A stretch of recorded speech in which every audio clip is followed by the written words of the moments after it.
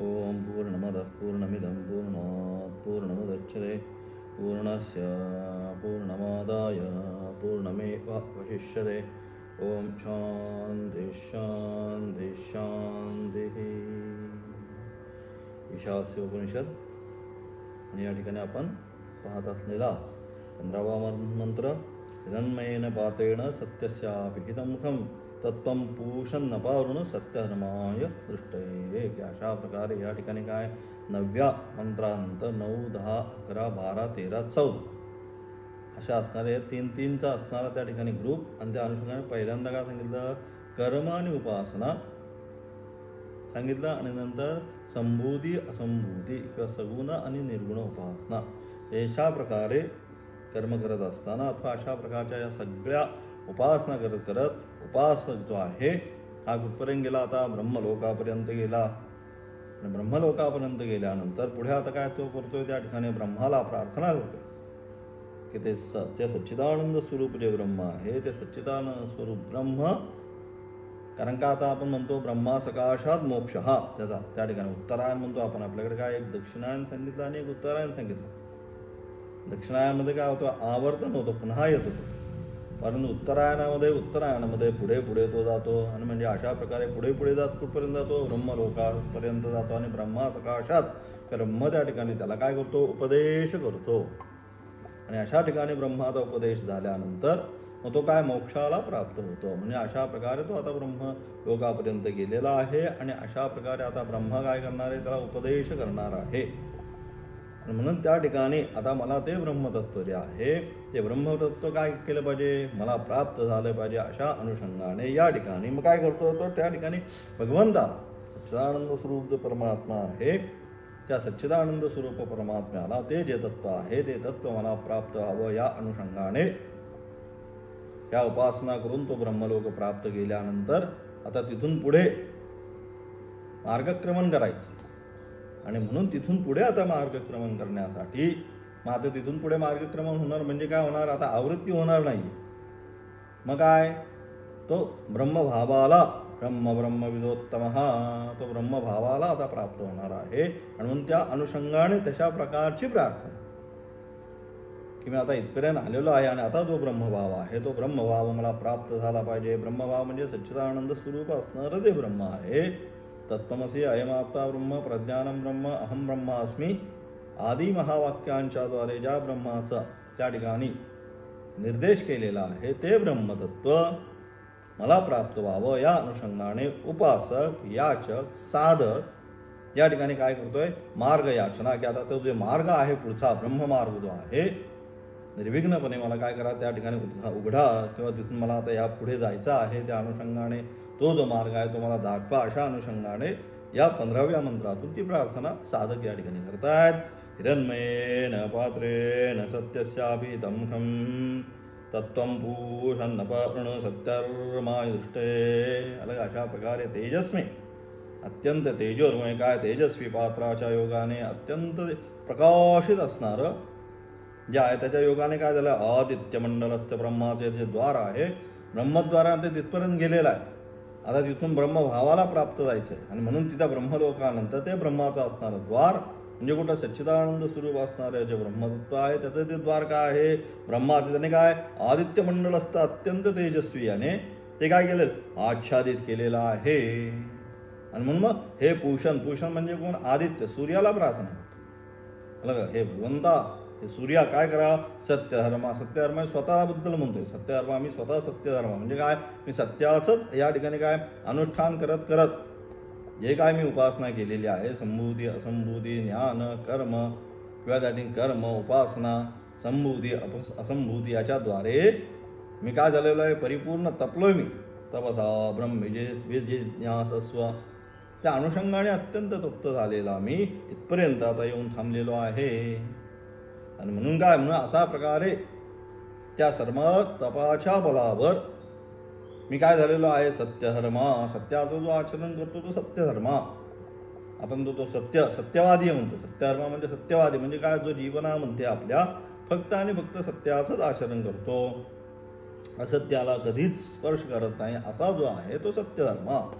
तसंच याने काय केलं, आपल्या जीवनामध्ये त्या सत्याचंच काय केलंय आचरण केल्यामुळे असा हा सत्यधर्म मी हे भूषण हे भगवंता तुला प्रार्थना करत आहे की आता मी इथपर्यंत आलेलो आहे, याच्या पुढचं जे द्वार आहे ब्रह्मलोकाचं, जे ब्रह्मने मला ब्रह्मभाव प्राप्त होणार आहे ते काय झालंय आता शेवट आहे. म्हणून तर आदित्याने काय केलंय त्याला आच्छादित केलेलं आहे. म्हणून ते जे आहे ते मला उघडून दे की जेणेकरून माझा सहज आणि सुलभतेने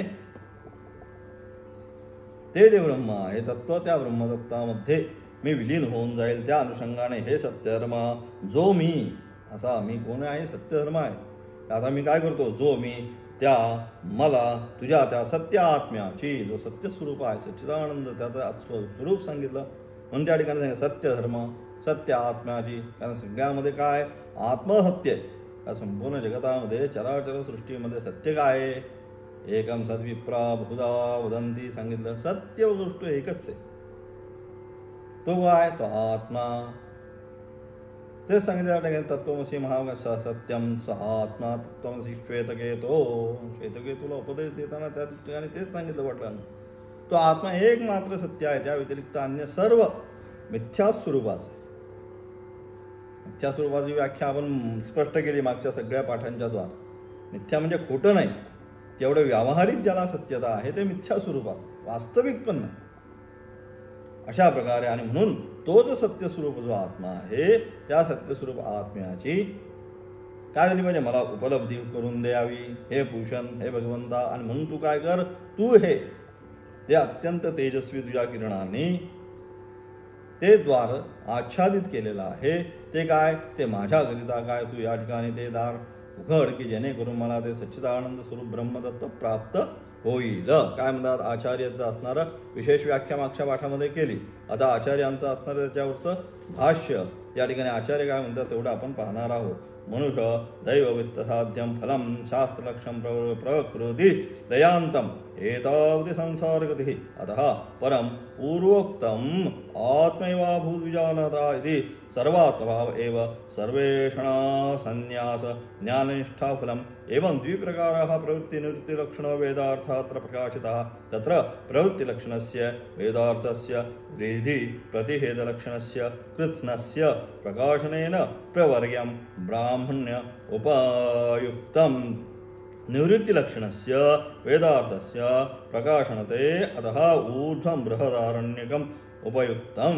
या अशा प्रकारे काय शास्त्राद्वारे काय काय केले शास्त्राद्वारे सांगितलेले काय प्रकृतीलयपर्यंत शेवट त्या ठिकाणी सांगितलं संभूती असंभूती ज्या आहे त्या शेवटी सगळ्या प्रकृतीचा लय करत करत करत करत जिथनं निर्माण झालं त्या ठिकाणी जाऊन तो थांबला. तस्मात् आत्मनः आकाशः संभूत्य म्हणजे त्या ठिकाणी ब्रह्मलोकापर्यंत जाऊन तो थांबला. म्हणजे तिथं प्रकृतीलय एकाचा त्यांनी लय करत गेला. आणि म्हणजे अशा प्रकारे त्या प्रकृतीलयपर्यंत समस्त फल काय गौ भूमी सुवर्ण हे सगळं काय मानुषवित्त सांगितलं. मानुष म्हणजे त्या साधनेच्या द्वारे कुठल्या कर्मयोगाची जी साधना सांगितली त्या ठिकाणी त्या कर्मयोगाच्या साधनेच्या द्वारे काय जीवनामध्ये त्याला या सगळ्या गोष्टी प्राप्त त्यांनी करून घेतल्या. गौ भूमी सुवर्ण हे सगळं काय ही मनुष्य संपत्ती.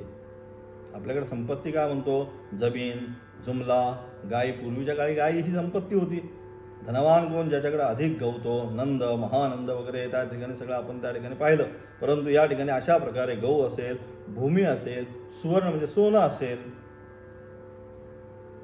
हे सर्व जे काय आहे ही सगळी काय सांगितली मनुष्य संपत्ती सांगितली मनुष्य संपत्ती. त्याचप्रमाणे दैवी संपत्ती काय सांगितली देवता ज्ञानरूप दैवी संपत्तीपासून प्राप्त होणारे आहे. देवता त्या देवताचं असणारं ज्ञान म्हणजे त्या देवतेच्या असणारी मागे सांगितल्याप्रमाणे त्या देवतेचा असणारा जो लोक आहे त्या लोकांची असणारी प्राप्ती ती सांगितली देवता ज्ञानरूप ती दैवी संपत्ती त्या ठिकाणी त्यांनी सांगितली. म्हणजे अशा प्रकारे ह्या म्हणजे इहलोकामध्ये काय सांगितलं इहलोकामध्ये गौ भूमी सुवर्ण ही आपली संपत्ती आणि पारलौकिक म्हणजे त्या देवतेच्या असणाऱ्या लोकांमध्ये जाऊन राहणं ती त्या ठिकाणी असणारी संपत्ती. देवता ज्ञानरूप दैवी संपत्ती प्राप्त होणे ही संसाराची गती. ही म्हणजे या संसाराची गती काय संसारामध्ये एक तर इहलोकामध्ये हे सगळे भोग त्याने काय घेतले त्याला प्राप्त झाले अथवा ह्यानंतर ज्या देवतेची उपासना केली त्या देवतेच्या असणाऱ्या लोकांमध्ये तो जाऊन थांबला.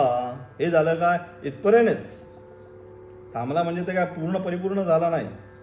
कारण का तिथे गेला तरी काय त्याला पुन्हा क्षीणे पुण्ये मर्त्य लोकम विशंती या न्यायानं त्याला पुन्हा यायचं आहे, म्हणून ही संसाराची गती सांगितली. येते का लक्षात? का संसाराची गती? कारण येणं आणि जाणं आहे. ज्या ठिकाणी येणं जाणं राहत नाही तिथे संसाराची गती संपते. जोपर्यंत येणं आणि जाणं आहे तोपर्यंत ती सगळी कुठेही जरी गेला तर ज्या पुन्हा आला म्हणजे तो संसार गतीलाच प्राप्त झाला. आणि म्हणून ते सांगितलं हीच संसाराची गती. यापेक्षा भिन्न संसाराची गती नाही, हीच संसाराची गती आहे. इथपर्यंत संसाराची गती आहे.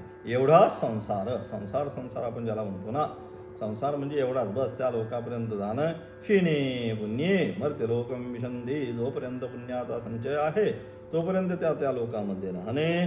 पुण्य क्षीण झाल्यानंतर पुन्हा या लोकामध्ये परत येणे एवढीच संसाराची असणारी गती आहे. आणि यापुढे आत्मैवाभूत विजानता ते 7व्या मंत्रामध्ये सांगितलं.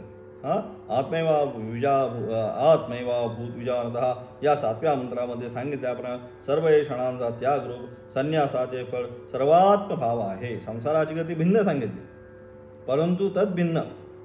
ज्याला काय झालं? आत्मयस्य आत्मरतिरेव स्यात् आत्मैवाभूत विजान. सर्वत्र एक आत्मदर्शन ज्याला घडतं तो दुसरा. पहिला सांगितलेला साधक वेगळा आहे, त्याला पुनरावर्तन आहे. ह्याला हा दुसरा आता जो सांगितलेला आहे, आता जो आपण चाललेला आहे आत्म्य सर्वत्र जो आत्मभावाने पाहणारा जो साधक आहे हा काय? या 7व्या मंत्रामध्ये सांगितल्याप्रमाणे सर्व क्षणांचा त्यागरूप संन्यासाचे फळ काय? सर्वात्मभावाचा आहे. याला काय? तो सर्वात्मभाव सर्वत्र एकमात्र आत्मतत्व जे आहे हे आत्मतत्व तो या ठिकाणी पाहतो. अशा प्रकारे येथे म्हणजे अशा प्रकारच्या काय सांगितलं? येथे 2 प्रकारच्या प्रवृत्ती सांगितल्या. एक काय सांगितलं? प्रवृत्ती निवृत्ती स्वरूप 2 प्रकारचा वेदार्थ इथं सांगितला गेला. म्हणजे या मंत्राच्या द्वारे मागील सगळे जे मंत्र आहे त्याच्यामध्ये कर्म उपासनाचा विषय आला. मग त्या अनुषंगाने काय? हे 2 विभाग सांगितले. एक कर्म विभाग सांगितला आणि ज्ञान विभाग सांगितला. आणि हाच काय? वेदार्थ. वेदार्थ म्हणजे वेदामध्ये हेच सांगितलं. एक तर कर्म करत करत तुम्ही जगा. कुर्वन्नेवेह कर्माणि जिजीविषेच्छतगुं समाह. कर्माचा सांगितला सिद्धांत. ईशावास्यमिदगं सर्वं. ज्ञानाचा सिद्धांत सांगितला. म्हणजे अशा प्रकारे 2 येथे अशा प्रकारे येथे प्रवृत्ती निवृत्ती स्वरूप 2 प्रकारचा वेदार्थ सांगितला. वेदामध्ये हे जे काय 2 अर्थ सांगितले किंवा 2 मार्ग सांगितले भगवंताने लोकेस्मिन द्विविधा निष्ठा सांगितलं. पुरा प्रोक्ता मयानग ज्ञानयोगेन सांख्यानाम कर्मयोगेन योगिनाम सांगितलं. भगवंत तुझा म्हणता हे 2च मार्ग, कर्ममार्ग आणि ज्ञानमार्ग तेच इथे सांगितलं. यामध्ये विधी प्रतिषेध रूप संपूर्ण प्रवृत्ती लक्षण वेदार्थाचे प्रकाशन करण्यासाठी प्रथम ब्राह्मण भाग उपयोगी आहे. ह्याच्यामध्ये पहिल्यांदा जो काही भाग सांगितला संहिता आपण ज्याला म्हणतो ब्राह्मण, अशा प्रकारचा ब्राह्मण आणि उपासना. आणि तिसरा सांगितला अरण्य. तर संहितेचा जो पहिला भाग आहे कर्मकांड ज्याच्यामध्ये आहे त्याच्यामध्ये काय? विधी प्रतिषेधात्मक. त्याच्यामध्ये सांगितलं काय करायचं. तर विधी म्हणजे काय काय करायचं. नित्य नैमित्तिक काम्य प्रायश्चित्तादी सगळे जे कर्माचा तो ठिकाणी विभाग करून विधी प्रतिषेधात्मक म्हणजे काय करायचंय आणि काय करायचं नाही. अशा प्रकारे विधी आणि प्रतिषेधात्मक काय केलं? विधी प्रतिषेधात्मक संपूर्ण प्रवृत्ती लक्षणं वेदार्थाचा प्रकाशन करण्यासाठी पहिला जो भाग आहे ब्राह्मण भाग उपयोगी आहे. पहिला जो भाग आहे हा कर्मकांडाचा भाग. त्या ठिकाणी संहिता ज्याला आपण म्हणतो मंत्रभाग जो आहे पहिला, याच्यामध्ये सगळं सांगितलं. काय करायचं, आचमन कसं करायचं, प्राणायाम कसं करायचं, देवता पूजन काय जे काय आहे आपण करतो हे सर्वच्या सर्व जे आहे हे सगळं ब्रह्मकर्म समुच्चय ग्रंथ आहे. त्या ग्रंथामध्ये सगळं तुम्हाला सांगितलेलं आहे. काय कसं करायचं, काय सगळ्या टोटली सगळ्या गोष्टीचं सांगितलं. आणि मग हा सगळा काय पहिल्या भागामध्ये सगळं विधी आणि प्रतिषेधात्मक शास्त्र सांगितलं गेलं. तो पहिला भाग सांगितला. त्यानंतर दुसरा जो भाग आहे आरण्यक स्वरूपाचा तिथं निवृत्ती लक्षणं वेदार्थ सांगण्यासाठी पुढील आरण्यक भाग उपयोगी आहे. त्यानंतर येणारा शेवटचा जो आरण्यक भाग आहे तो आरण्यक भाग त्यानंतर आपल्याला सांगण्याचा त्यांनी प्रयत्न केला. अरण्य म्हणजे त्या अरण्यामध्ये आता याची व्याख्या मागच्या पाठाने आपण केली. म्हणजे अशा प्रकारे एक विधी आणि एक आरण्यक, एक कर्मकांडाचा भाग, आता तो धर्म जिज्ञासा या अनुषंगाने, आता तो ब्रह्मजिज्ञासा या अनुषंगाने हे 2 या ठिकाणी भाग त्यांनी सांगितले. त्यानंतर तत्र निषेकादिश्मशानान्तकर्म कुर्वन् जिजीविषेच्छद्योः विद्या सः परब्रह्मविषया तदुक्तं विद्यांच विद्यांच यस्तद्वेदभयगं स अविद्या मृत्युं तीर्त्वा विद्या अमृतम अश्नुते. त्यानंतर काय सांगितलं, त्यामध्ये जो पुरुष काय गर्भधानापासून मरणापर्यंत कर्म करीत जिवंत राहू इच्छितो, अशा प्रकारे जो एखादा जो पुरुष आहे तो काय करतो, जीवनामध्ये गर्भधाना अवस्थेपासून ते मरणापर्यंत, म्हणजे पहिल्या अवस्थेपासून ते शेवटचा, म्हणजे पहिला जो संस्कार आहे गर्भधान संस्कार आणि शेवटचा अंत्येष्टी, हे 16 प्रामुख्याने सांगतात. उपसंस्कार भिन्न, पण पहिल्या आपल्या शास्त्राने किती सांगितले, 16 प्रकारचे संस्कार सांगितले. मग त्याच्यामध्ये पहिला संस्कार जीव जन्माला येण्याच्या अगोदर विवाह झाल्यानंतर जो संस्कार आहे, म्हणजे काय, शुद्ध बीजापोटी सांगतो आपण, फळे रसाळ घोंगडी, बीज जर शुद्ध असेल, संस्कारित असेल, तर येणारी संतती पण काय होणार आहे, संस्कारितच जन्माला येणार, याचा विचार शास्त्राने केला. आणि म्हणून तो पहिला असणारा संस्कार गर्भाधान संस्कार, तिथपासून तर शेवट, म्हणजे अजून तिथं गर्भाधान पहिली अवस्था आणि शेवट अंत्येष्टी, जीव गेल्यानंतर सुद्धा त्या ठिकाणी. आता आपण गेला पितृपक्षामध्ये, त्या आपण तिथून तर्पण आधी आपण सगळं केलं. हे सगळं जे काय, हा सगळा जो विषय आहे, हा सगळा काय, म्हणजेच गर्भाधानापासून मरणापर्यंत शेवटपर्यंत सगळं जे काय संस्कारयुक्त, गर्भाधान पुंसवनम सीमोंतरण जातकर्म नामकर्म वगैरे सगळ्या अशा प्रकारचे ते 16 संस्कार सांगितले. म्हणजे शेवटचा सांगितला अंत्येष्टी, गेल्यानंतर सुद्धा 3 पिढ्यापर्यंत आपला संबंध राहतो. गेला म्हणजे संपला असं नाही, आपल्याकडे अलग लक्षात, आपल्या शास्त्रामध्ये किती पिढ्यापर्यंत संबंध ठेवतो आपण, आपल्या 3 पिढ्यांचा, वडील आजोबा आणि पणजोबा इथपर्यंत असणारा आपला संबंध त्या ठिकाणी राहतो. आणि त्यानंतर जे आहे ते पुढे पितृलोकापर्यंत जातो. म्हणजे अशा प्रकारे मरणापर्यंत कर्म करीत जिवंत राहू इच्छितो, त्याला अपरब्रह्म विषयक अविद्येबरोबर जिवंत राहिले पाहिजे. त्याला अपरब्रह्म विषयक म्हणजे अविद्या, म्हणजे हे जे कर्मकांड आहे, या कर्मकांडाच्या अनुषंगाने तो काय करतो, तो जिवंत राहतो. ज्याप्रमाणे जो विद्या आणि विद्या या दोघांना साथ जाणतो, तो कर्म अविद्या म्हणजे कर्माद्वारे मृत्यूस पार करून, विद्या म्हणजे देवता ज्ञान याने अमृतत्वाला प्राप्त करून घेतो. आणि अशा प्रकारे जो मागील पुन्हा सांगितलेला जो मंत्र आहे, त्या मंत्राच्या अनुषंगाने कर्म आणि उपासनेच्या द्वारे, कर्माच्या द्वारे काय करतो, अविद्याद्वारे, अविद्या म्हणजे कर्माद्वारे मृत्यूस पार करून, विद्याद्वारे देवता ज्ञान, त्या देवतेचा असणारा जो लोक आहे, त्या देवतेच्या लोकाला तो त्या ठिकाणी प्राप्त करतो. तत्र केन मार्गेण अमृतत्वम अश्नुते इति उच्यते तद्यत् सत्यम असौ स आदित्योय एषा एतस्मिन् मंडले पुरुषो यश्चायं दक्षिणा पुरुषः तदुभय अभिसत्यम ब्रह्म उपासिनो यथोक्त कर्मकृतश्च स्व अंतकाले प्राप्ते सत्य आत्मनः प्राप्तीद्वारा याचते हिरण्यमेन लोकेन. आणि अशा प्रकारे काय, मग त्यानंतर होतं, आता त्या ठिकाणी गेल्यानंतर आता तो काय करतो, आता प्रार्थना करतो. अशा प्रकारे कुठं, अमृतत्व देवता त्या लोकामध्ये गेल्यानंतर हा जो उपासक आहे, हा काय करतो, आता या ठिकाणी प्रार्थना आरंभ करतोय. आता अमृतत्व कोणत्या मार्गाने प्राप्त करतो, आता अमृतत्व सांगितलं त्या ठिकाणी, की अशा प्रकारे तो काय, विद्यांच्या विद्यांची यस्तद्वेद भयगुंसः अविद्या मृत्युम तीर्था विद्या अमृतम अश्नुते, अमृतत्वाची तो प्राप्ती करून घेतो, असं मंत्रामध्ये सांगितलं. मग त्याची आता व्याख्या या ठिकाणी करतात. आता अमृतत्व कोणत्या मार्गाने प्राप्त करतो, त्या देवता लोकांमध्ये गेल्यानंतर कशा प्रकारे अमृतत्वाची तो प्राप्ती करतो, किंवा आता त्या ब्रह्मलोकापर्यंत गेल्यानंतर कशा प्रकारे तो अमृतत्व प्राप्त करतो, ते सांगण्याचा प्रयत्न करतात. आता अमृतत्व कोणत्या मार्गाने प्राप्त करतो ते या ठिकाणी सांगतात. जे ते सत्य आहे तेच आदित्य आहे, जे सत्य आहे अत्यंत प्रकाशित आहे, ते काय, ते आदित्य आहे, जो या आदित्य मंडलस्थ पुरुष आहे. हे संपूर्ण हे आदित्य, हे एक ब्रह्मांड, बरोबर, आपण हे काय आहे, हे संपूर्ण एक ब्रह्मांड आहे. आणि आता मुख्य काय आहे, आदित्य, सूर्याभोवती हे सगळं अलग अलग, हे सगळं जे आहे म्हणून तो सूर्य आदित्य मुख्य. आणि अशा प्रकारचे अनेक मंडल या ठिकाणी आहेत अलग. त्यातलं एक हे ब्रह्मांड आपण जो आहोत, हा एक त्यातला विभाग आहे. आणि म्हणजे अशा प्रकारे जो, म्हणून अशा प्रकारे तो आदित्य अत्यंत तेजस्वी, त्याच्यामध्ये असणारा जो या आदित्य मंडलस्थ पुरुष आहे, त्या आदित्य मंडलस्थ असणारा जो पुरुष, तथा जो पुरुष दक्षिण नेत्रोच, या ठिकाणी दक्षिण नेत्रामध्ये सुद्धा आहे. श्रोत्रस्य श्रोत्रम चक्षु सांगितलं त्या ठिकाणी. म्हणून केना आपण या डोळ्यालाही काय करतो, पाहण्याची शक्ती देणारा तेच या दक्षिणेत्रामध्ये आहे. या डोळा आहे, परंतु त्याला पाहण्याची जो शक्ती देणारा आहे तो या ठिकाणी सांगितलं. म्हणून तोच या दक्षिणेत्रामध्ये आहे. ते दोन्ही सत्य आहे. म्हणजे त्या आदित्य मंडलस्थ असणारा जो असणारा आणि या डोळ्यामध्ये असणारा हे दोन्ही जे आहे, हे दोन्ही पुरुष जे आहे, दोन्ही पुरुष काय आहे, हे स्वच्छ स्वरूपाचे आहे, दोन्ही सत्य आहे.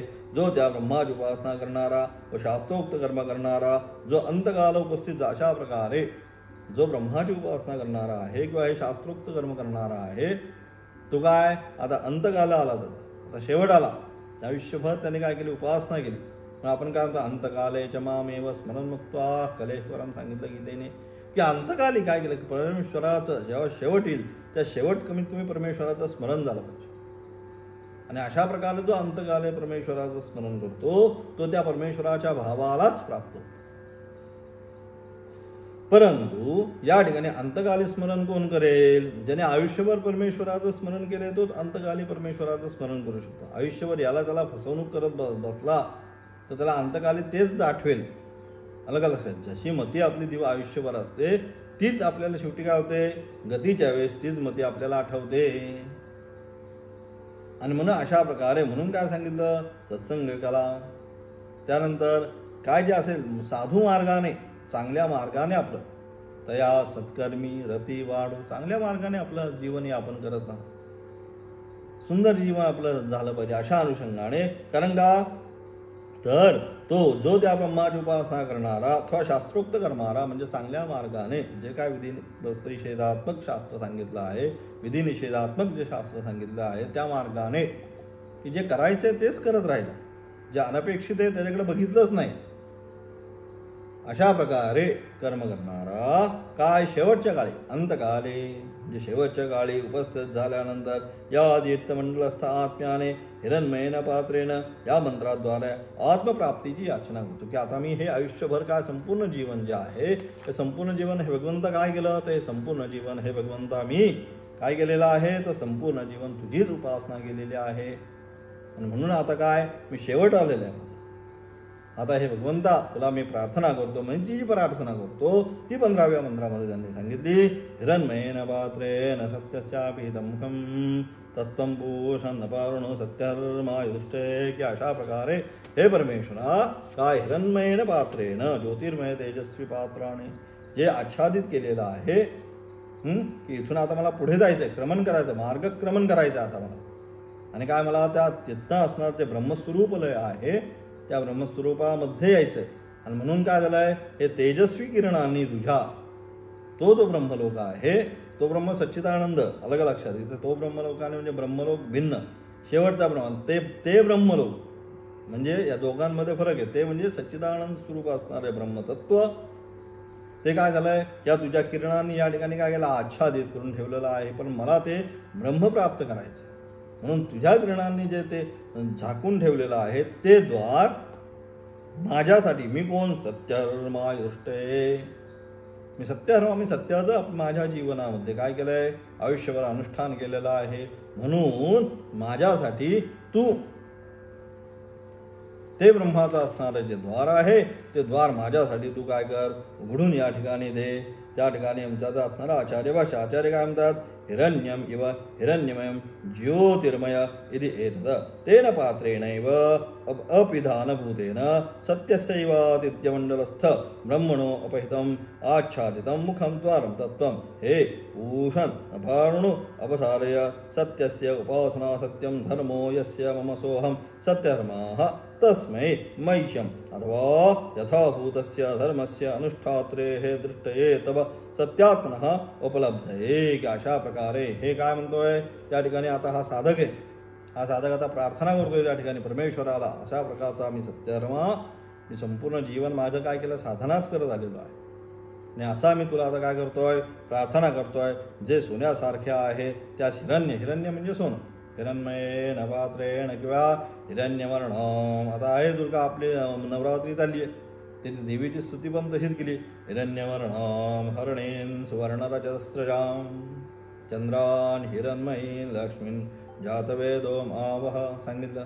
म्हणजे हिरण्य म्हणजे काय, अत्यंत तेजस्वी, सोन्यासारखा अत्यंत तेजस्वी, हिरण्यवर्णाम त्यासारखा अत्यंत प्रकाशित जिचा वर्ण आहे तो, अथवा इथे जे सोन्यासारखे आहे त्यास हिरण्यमय म्हणतात, जे अत्यंत तेजस्वी, हिरण्य म्हणजे अत्यंत तेजस्वी आहे, अशा प्रकारे हिरण्यमय असे म्हणतात. अर्थात जे ज्योतिर्मय आहे, अत्यंत प्रकाशित, ज्योतिर्मय म्हणजे काय, अत्यंत जे प्रकाशित आहे, त्या झाकण्याच्या पात्राद्वारे आदित्य मंडळ स्थित सत्य अर्थात ब्रह्माचे मुख द्वार झाकलेले आहे, त्या तेजोमय पात्राचं, त्या अत्यंत अशा या ज्योतिर्मय असणाऱ्या प्रकाशाने त्या ब्रह्माचं म्हणजे सच्चिदानंद स्वरूप जे ब्रह्म आहे ते तत्व प्राप्त करण्याकरिता त्याचं जे मुख आहे ते मुख या ठिकाणी काय केलेले, झाकलेलं आहे.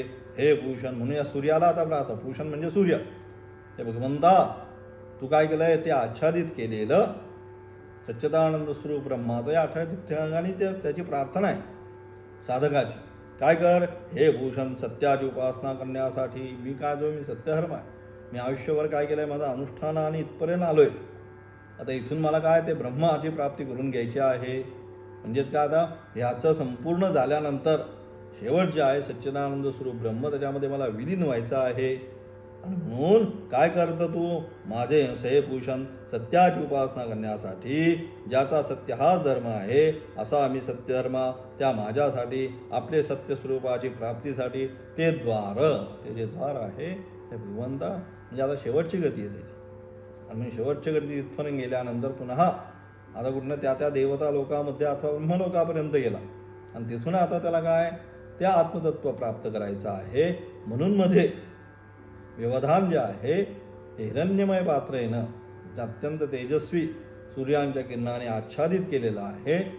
म्हणून त्या सूर्याला तो प्रार्थना करतोय, हे भगवंता सूर्या, काय मला ते ब्रह्मतत्व आता प्राप्त करून घ्यायचं आहे. तुझ्या किरणाने जे त्याचं द्वार बंद केलेलं आहे ते माझ्यासाठी, की ज्यांनी आयुष्यभर काय ह्या साधने मार्गाने आलेला असा मी काय त्या ब्रह्माचं ज्ञान प्राप्त करून घ्यायचं असल्यामुळे ते द्वार माझ्यासाठी तू उघड. अशा प्रकारे या ठिकाणी साधक आता पुढचे 15, 16, 17 जे आहे त्या साधकाचीच असणारी प्रार्थना आहे त्या ठिकाणी, कारण अंतकाले आता मग ही सगळी, म्हणून ही अंतकालीची त्याची प्रार्थना आहे.